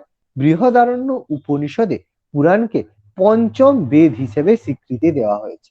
পঞ্চম বেদ হিসেবে স্বীকৃতি দেওয়া হয়েছে উপনিষদে পুরাণকে পঞ্চম বেদ হিসেবে আখ্যা দেওয়া হয়েছে। বলা হয়েছে ইতিহাসং পুরাণ পঞ্চমং বেদম, এই সংস্কৃতে এই টার্মটা লেখা রয়েছে আমাদের বৃহদারণ্য উপনিষদে। ষড়দর্শন রয়েছে, দর্শন আমাদের ফিলোসফির দর্শন রয়েছে, ষড়দর্শন, ছ ধরনের দর্শন বিদ্যা রয়েছে। যাদের ফিলোসফি ছিল তারা জানো, যেখানে আমাদের হিন্দু ধর্মের দর্শন নিয়ে আলোচনা করা হয়েছে তাকে বলা হয় ষড়দর্শন। ষড়দর্শন হলো হিন্দু শাস্ত্র মতে আস্তিক দর্শনের 6টি ভাগ।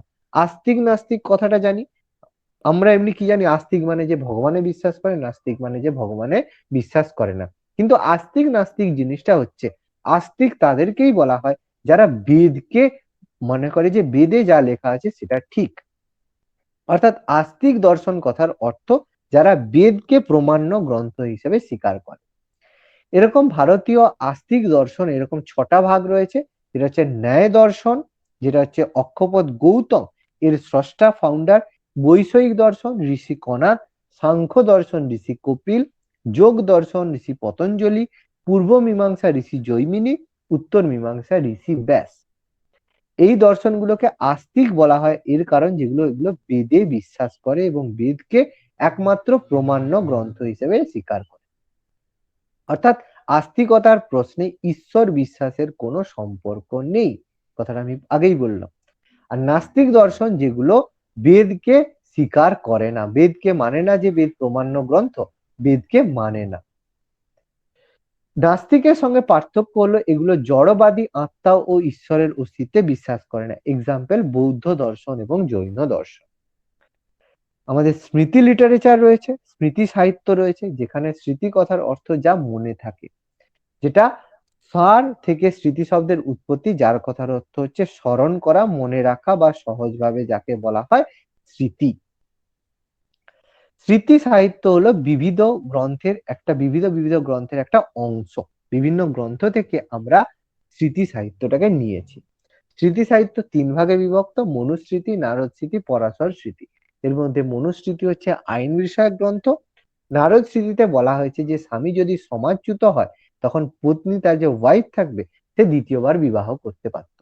পরাশর স্মৃতিতে আমাদের বিধবা বিবাহের অনুমতি দেওয়া হয়েছে। সভা কথাটা ঋগ্বেদে 8 বার উল্লেখ রয়েছে, সমিতি কথাটা 6 বার, ওম কথাটা 1928 বার, গো কথাটা 176, ব্রাহ্মণ কথাটা 14 বার। এগুলো আমাদের মুখস্থ রাখতে হবে, পরীক্ষায় এসে থাকে।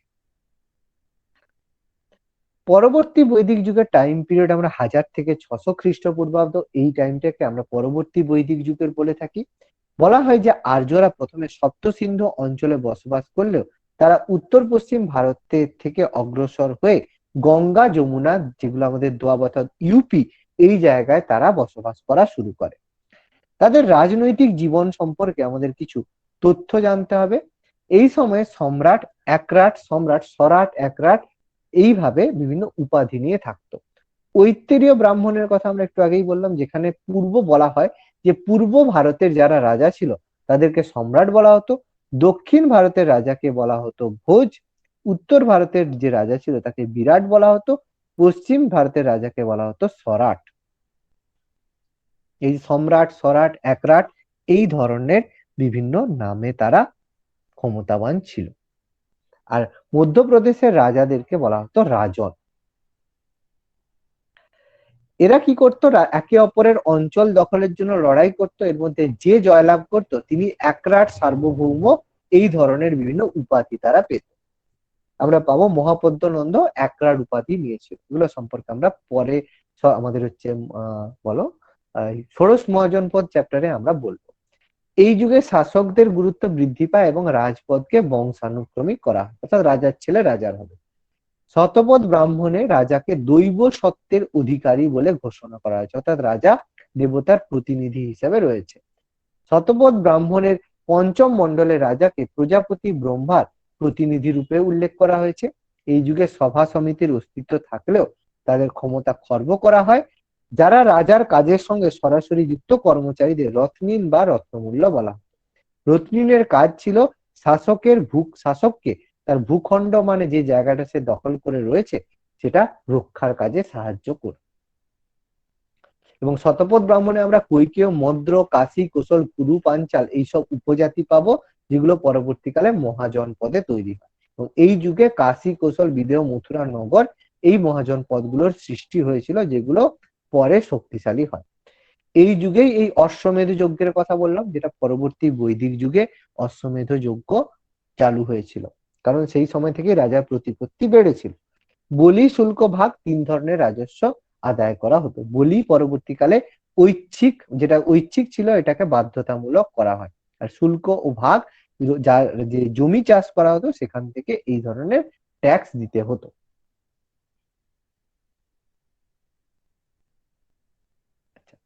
এখানে পরবর্তী বৈদিক যুগে সামাজিক জীবন সম্পর্কে দুটো কথা আছে। এই যুগে অস্পৃশ্যতার সূচনা হয়, অস্পৃশ্য জাতি শূদ্রদেরকে করা হয় এবং শূদ্ররা ছিল অপবিত্র জাতি।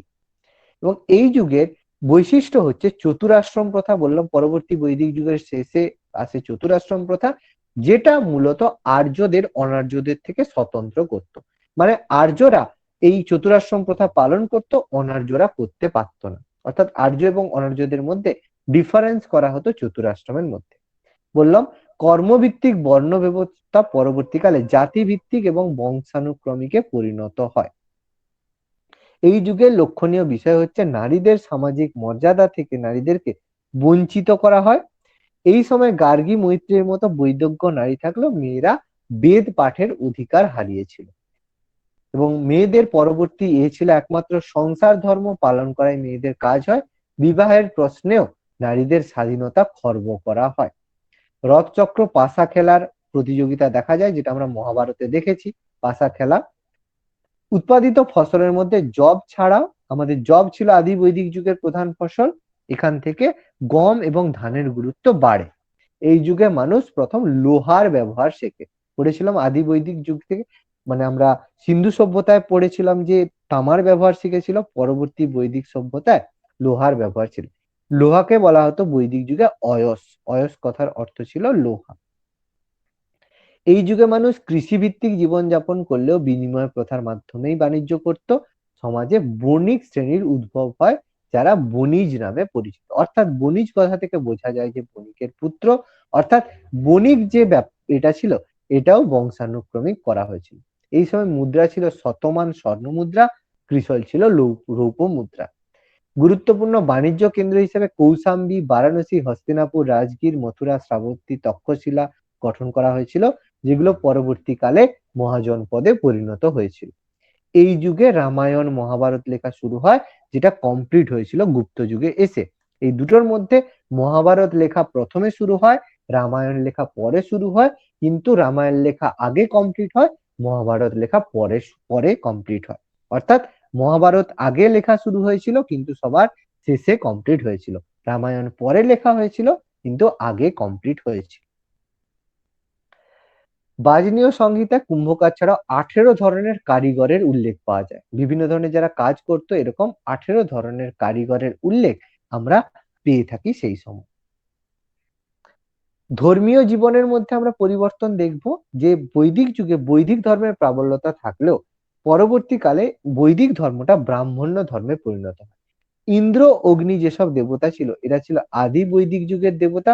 এদের পরিবর্তে বিষ্ণু, রুদ্র দেবতার প্রাধান্য পায়। সবচেয়ে প্রধান দেবতা ছিল প্রজাপতি ব্রহ্মা। দেবতা প্রজাপতি বা ব্রহ্মা ছিল যাগযজ্ঞের প্রতীক, এবং এই অথর্ব বেদের মতে প্রজাপতি ব্রহ্মা ছিলেন বৃষ্টি, মানে আমাদের যে বিশ্ব চরাচরের সৃষ্টিকর্তা। গরু রক্ষাকারী পুষাণ দেবতাকে, শূদ্রদের দেবতা পুষাণকে শূদ্রদের দেবতা বলে বলা হয়ে থাকে। শূদ্রদের দেবতা কে ছিল, পরীক্ষায় কোশ্চেন আছে, বলতে হবে পুষাণ। যজ্ঞ শুধুমাত্র 3টি বর্ণের লোকেরা করতে পারত, শূদ্ররা যজ্ঞে যোগদান করতে পারত না। বিবাহ ছিল বৈদিক সাহিত্য অনুযায়ী, বিবাহ ছিল 2 ধরনের, অনুলোম বিবাহ, প্রতিলোম বিবাহ। আগেই আমি ডিসকাস করেছিলাম। উচ্চ বর্ণের পুরুষের সাথে নিম্ন বর্ণের বিবাহ হলে সেটা ছিল অনুলোম বিবাহ, আর প্রতিলোম ছিল নিম্ন বর্ণের পুরুষের সাথে উচ্চ বর্ণের নারী। মনুস্মৃতি অনুযায়ী 8 ধরনের বিবাহ পদ্ধতি রয়েছে, তার মধ্যে 4টি ছিল ধর্ম বিবাহ, 4টি ছিল অধর্ম বিবাহ। ধর্ম বিবাহের মধ্যে ব্রাহ্ম, দৈব্য, আর্য এবং প্রজাপত্য। অধর্ম বিবাহের মধ্যে উল্লেখযোগ্য ছিল অসুর বিবাহ, গান্ধর্ব বিবাহ, রাক্ষস বিবাহ আর পৈশাচ বিবাহ। এর মধ্যে এই মানে আমাদের যে ধর্ম বিবাহগুলোই পরীক্ষায় কোশ্চেন আসে, অধর্মের মধ্যে একমাত্র গান্ধর্বটা জানতে চায়। কি কি ছিল? ব্রহ্ম ধর্ম কি? যদি একই বর্ণের দুজন পুরুষ এবং নারীর মধ্যে বিবাহ হয়ে থাকে, সে ছিল ব্রহ্ম ধর্ম। যেখানে কি হয়, একই বর্ণের পাত্রের সঙ্গে যখন কন্যার বিবাহ হতো, যেটা হচ্ছে পণ প্রথার মাধ্যমে, যেটা আমাদের বলা হয় বর্তমানে এই দেখাদেখি করে বিয়ে, যেটা সেটা হচ্ছে ব্রাহ্ম মতে বিবাহ।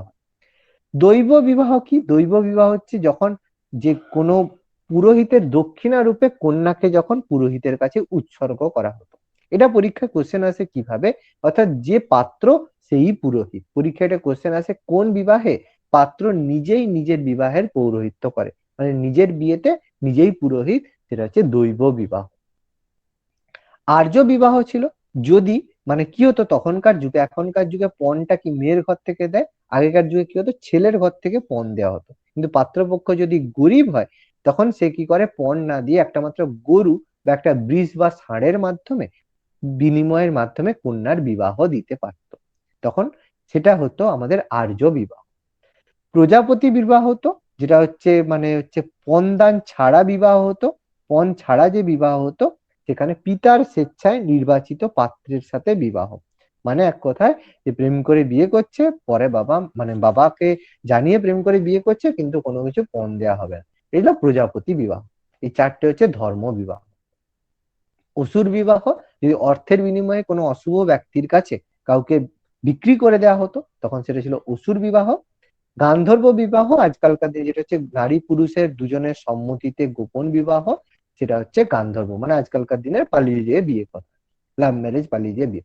রাক্ষস বিবাহ, যদি তাকে আমাদের হচ্ছে ওই অপহরণ করে নিয়ে বিয়ে করে, সেটা হচ্ছে রাক্ষস বিবাহ।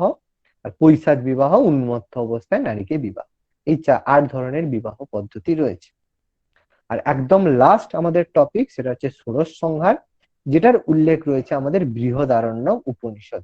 বৃহদারণ্যক উপনিষদে গৃহীদের সংস্কার বর্ণনা করা রয়েছে, অর্থাৎ একজন বাচ্চা বা একজন ছেলে, কোনো বাচ্চা জন্মানোর পরে বিভিন্ন সংস্কার পালন করা হয়। এগুলো গ্রামের দিকে দেখা যায়, শহরের দিকে এগুলো প্রায় না বললেই চলে। প্রথম কি হয়, গর্ভদান করা হয়। যখন মহিলা প্রথম গর্ভবতী হয়, যখন প্রেগনেন্ট হয়, তখন গর্ভদান হয়। পুনঃসভম হয়, যখন পুত্র সন্তান, যে সন্তানটা হবে সেটা যেন পুত্র হয়, তার জন্য পুনঃসভম করা হয়। সীমান্তোন্নয়ন করা হয়, যখন শিশু যাতে মায়ের গর্ভে নিরাপদ অবস্থায় থাকে, সেই জন্য সীমান্তয়ন করা হয়। এরপর শিশুর জন্মের পরে প্রথম আচার, যেটা হচ্ছে জাতকর্ম সংস্কার, যেটা হচ্ছে কি করা হয়, যে শিশুর কানে হচ্ছে মেঘ জানান মন্ত্র, এক ধরনের মন্ত্র দেওয়া হয়, যাতে হচ্ছে জানায়, যে শিশুর কানে কানে বলা হয় এই মন্ত্রটা। শিশু বুঝলো না বুঝলো জানার দরকার নেই, এটা এক ধরনের বলা হয় যে কানে তাকে মন্ত্র দেওয়া হচ্ছে। নামকরণ হয়, তারপরে শিশুর নামকরণ করা হয়। নামকরণ হিসেবে কবজিতে সোনালী পাত বানানো হয়, যেখানে শিশুর নামকরণ করার জন্য এই সংস্কারটা করা হয়, নামকরণ সংস্কার। এরপর নিষ্ক্রমণ সংস্কার, যখন শিশু প্রথমবার বাইরে যায়, তখন একটা আচার পালন করা হয়। দেখবে যখন বাইরে যায়, তখন হচ্ছে দাঁতের হচ্ছে তোমার হচ্ছে আঙুলের যে নখটাকে একটু কেটে দেয়, যে দাঁত দিয়ে একটু কেটে দেয়, যেন নজর না লাগে। অন্নপ্রাশন করা হয়, 6 মাস বয়সে শিশুদের শক্ত খাবার দিয়ে অন্নপ্রাশন করা হয়। চূড়ামণ কি করা হয়, শিশুর চুল কেটে একটা শিশিতে রাখা হয়, যেটাকে চুলদান বলা হয়, এখনো আমাদের অনেকে করে থাকে। চাউল সংস্কার বলা হয় চুল। কর্ণভেদ, কান ফুটো করা হতো, বলেছিলাম নারী পুরুষ উভয়ই কান করতো, কান ফুটো করতো, মানে পড়তো। বিদ্যারম্ভ, যখন শিশুকে অক্ষর শেখানো হয়, তাকে অক্ষরাম্ভ সংস্কার বা বিদ্যারম্ভ সংস্কার বলা হয়। হাতে খড়ি। উপনয়ন করা হতো আর্যদের ক্ষেত্রে, ব্রহ্মচর্যতে পাঠানোর আগে তার উপনয়ন বা পৈতে করা হতো। এই উপনয়ন ব্রাহ্ম, ক্ষত্রিয় এবং বৈশ্যদের মধ্যে সীমাবদ্ধ ছিল। বালকদের উপবীত করে তাদেরকে বলা হতো দ্বিজ। দ্বিজ কথার অর্থ দুবার জন্ম হওয়াকে দ্বিজ বলা হয়, অর্থাৎ বলা হয় উপনয়নের আগে তার একটা জীবন ছিল, উপনয়নের পরে তার আবার জন্ম হয়েছে, সেটাকে বলা হয় দ্বিজ। বেদারম্ভ, প্রথম ব্যাস রীতিতে বলা হয় পরবর্তীকালে যে উপনয়নের পরে তারা বেদ শিক্ষা তারা শুরু করে, এখানে পরবর্তীকালে এর কোনো উল্লেখ নেই। কেশান্ত, অর্থাৎ গৌদান, 16 বছর বয়স যখন হয়, তখন বালকদের প্রথমবার গোপ দাড়ি কাটা হয়। সেই সময় বালককে আচার্যকে গরু দান করতে হয়, এটাকে গৌদান সংস্কার বলা হয়। সমাবর্তন, যখন পড়াশোনা কমপ্লিট করে সে বাড়িতে ফিরে আসে, তখন যে অনুষ্ঠানটা করা হয়, এটা হচ্ছে সমাবর্তন অনুষ্ঠান। এটাকে ব্রহ্মচর্য শেষ করে সে যখন গার্হস্থ্যে প্রবেশ করে তখন। এরপর বিবাহ সংস্কার, বিবাহ হয় এবং শেষে যখন মারা যায় তখন মৃত্যুর পরে এটা তার অন্ত্যেষ্টি করা হয়ে থাকে। এই 16টা সংস্কার আমাদের এর ক্ষেত্রে করা হয়ে থাকে। ওকে, বলো কারো কোনো ডাউট, কোনো কোশ্চেন? এখানে আমাদের বৈদিক সাহিত্য টোটালি কমপ্লিট। আগের ক্লাস আর আজকের মিলে বৈদিক সাহিত্য টোটালি আমাদের কমপ্লিট। নেক্সট ক্লাসে আমরা বৈদিক সাহিত্যের উপর এমসিকিউ আলোচনা করব। সবার টপিক ক্লিয়ার? ধন্যবাদ ভিডিওটি দেখার জন্য। আমাদের ভিডিওটি কেমন লাগলো অবশ্যই কমেন্ট বক্সে জানাবেন এবং পরবর্তী ক্লাসের এই ধরনের ভিডিও পেতে অবশ্যই আমাদের চ্যানেল MICS এডুকেশন সাবস্ক্রাইব করবেন। ধন্যবাদ।